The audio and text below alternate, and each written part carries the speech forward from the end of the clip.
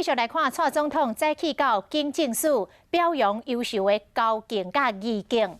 敢问讲，香港的歌手何韵诗来台湾去互破产，两个嫌犯交保是毋是处罚伤轻咯？蔡总统强调讲，司法机关一定会听发着暴力。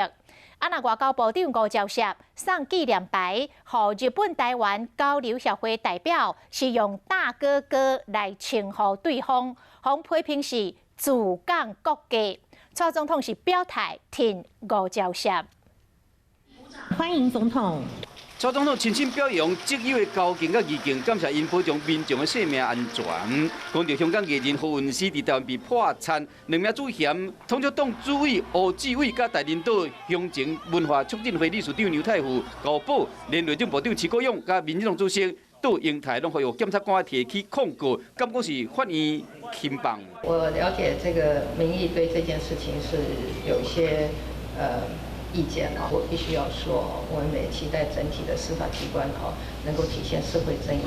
保障国家的利益外交部长送予日本台湾交流协会台北事务所代表焦点的纪念牌，以我最敬爱大哥哥来称呼对方，引起拿赢立委质疑讲安尼态度伤软，甚至有真大赛批评伊是自港国家。也毋过，蔡总统依然选择挺吴钊燮。赵年代表也说了，他又在台湾也有大哥哥啊，所以这个只是表示说，在过去的一段时间，大家工作的勤奋。为经济到外交拍拼连任的蔡总统，逐工都要面对瞬息万变的局势。